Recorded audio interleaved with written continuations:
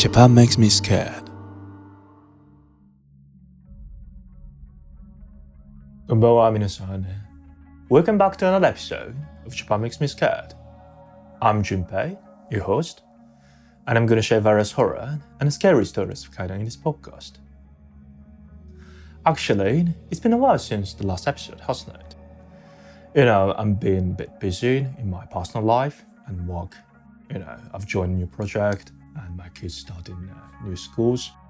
So I couldn't take my time to focus on creating podcast, but I'm back. So hopefully I can be posting more episodes occasionally and I can put my effort into it more intensively. So anyway, I want to say thank you to those who've been patient with me and waiting for the new episode. And you know what? Let me tell you a bit about this podcast. I'm often checking analytics of this podcast on platforms like YouTube or Spotify, and I'm still surprised that many people keep listening. And that was a huge reason why I didn't give up and come back to creating more episodes, even after a long break. And I just realized that I missed the fascinating anniversary of Japan Makes Me Scared as well, because I started it in February of 2024. I think it feels like both a long and short year, because I can say I've done so many challenges, new challenges. While I stuck to the storytelling part, I launched my website. By the way, if you haven't checked that out, please do so.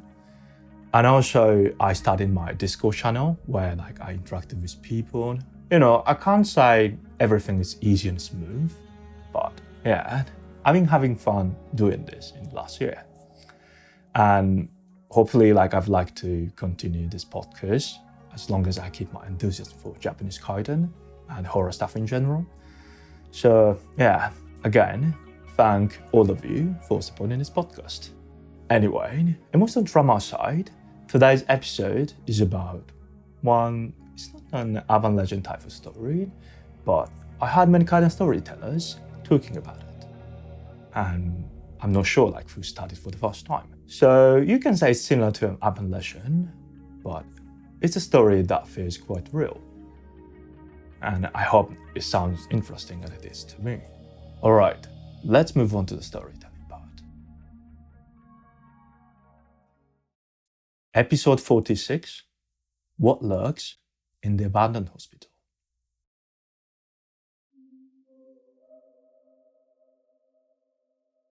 As I said earlier, I'm not sure who started talking about the story for the first time, and there are several people telling this, but the story remains the same. It's a story about a young man who wanted to go on a scary site hauntings with 4 or 5 friends of his. By the way, for those who are not familiar, in Japan, some people like to go to some haunted spots, especially in summertime, to kind of cool down heat. I know it might sound a bit weird, but this is how it is in Japan. Anyway, we call it Shinrei spot meguri in Japanese, meaning going around haunted spots, and it's been a common activity here. Anyway, that time, there was an abandoned hospital standing all alone in the middle of the mountains, and they decided to go there. Talking about the squad, one of his friends was extremely psychic, so he could tell if a ghost was there immediately. So they thought that if they took him along, something interesting might happen.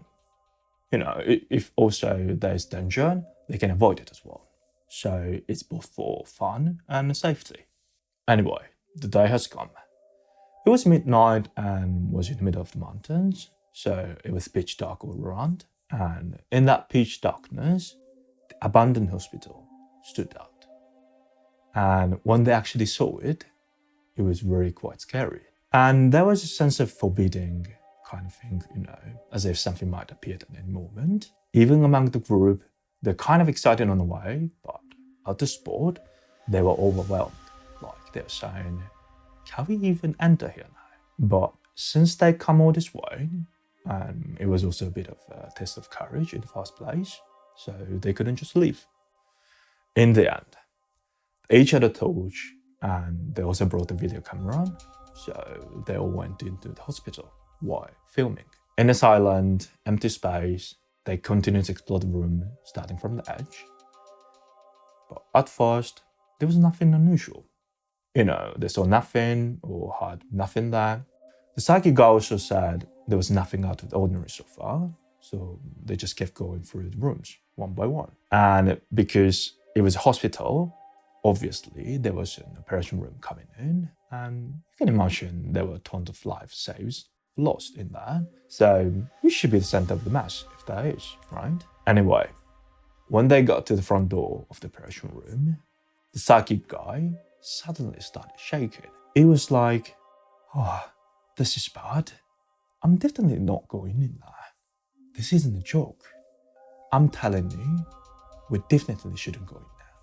Because it sounded so serious that everyone believed him. So they decided not to go into that room. But since they had the video camera, one of the guys suggested that they open the door a little bit, put the video camera in, and took a quick shot of the whole room from right to left. The psychic guy also said, if it's just done, it should be fine. So one of the guys did what's described, open the door a little bit, put the video camera in, and took a quick shot of the whole room from right to left. There was nothing unusual happening then, so finally, they went back home after that.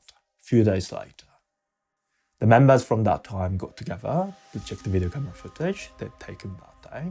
At first, there was nothing unusual, like nothing being caught on camera, or nothing like voices being heard. But they were like, boring, but expected. Because everyone knew it should be the operation room if there's anything weird was recorded. Then finally, they got to the footage of the operation room.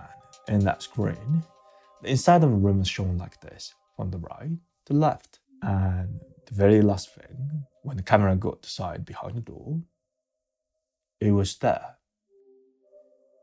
But it's not a ghost. It was a middle-aged man holding a knife in his hand. Everyone was so scared that they couldn't speak. Like, what if we entered the room that day? That's what they felt.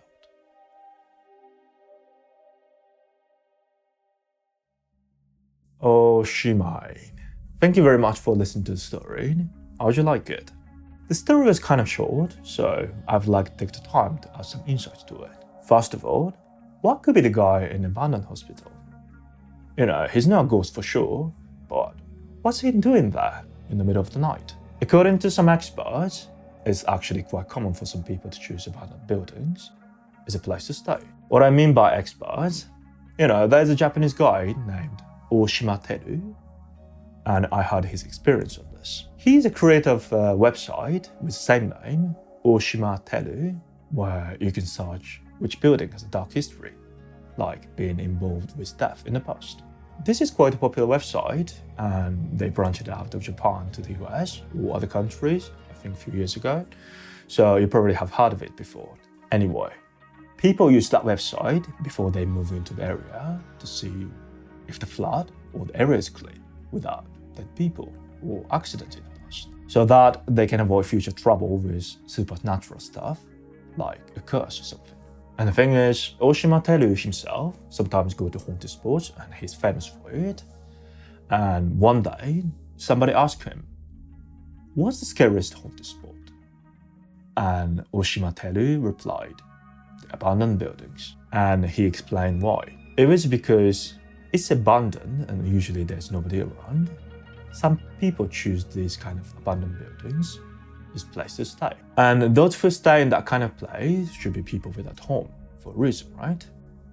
And I think 90% of them are like the homeless, so they shouldn't be that dangerous. But the worst case scenario, they can't go back home because they're criminals. Actually, I've got one example here. It was 2007, an English teacher was killed in Japan. And the suspect at the time, his name was Tetsuya Ichihara, was once surrounded by the police, but managed to run away. This is one of the craziest crimes in Japanese history, and we might need one whole story in an episode to get to all the details. But long story short, he'd been moving around Japan, even changing his face with plastic surgery, and staying low profile since then. And before his arrest, he stayed in abandoned buildings as his temporary home. In his case, it wasn't found in abandoned buildings by random people, but you can feel how desperate he was to escape, can't you? Of course, there are differences in degree, but I think criminals are desperate to get unnoticed and run away from the authority in general, right? So what if they're found in abandoned buildings? You can imagine they'll be the most dangerous for that, and this story could be one of the cases, I guess. Anyway, what do you think about this episode? Please let me know in the comments if you would. And if you enjoyed this episode, please like and subscribe. This podcast, Japan Makes Me Scared, is available on all popular podcast platforms like Spotify, Apple, YouTube, or Amazon Music. So hit the follow or like button on the app of your choice, and that'll be a huge motivation for me. Also, if you want to talk with me or other kaiten lovers, you can join my Discord channel where you can share your thoughts and theories. I'm gonna leave the link in the description, so please join and enjoy the interaction if you would.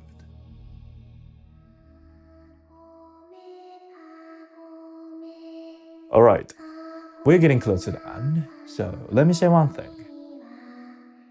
ありがとうございます again for listening to my podcast, Japan Makes Me Scared, and sayonara for more children first next time. Bye!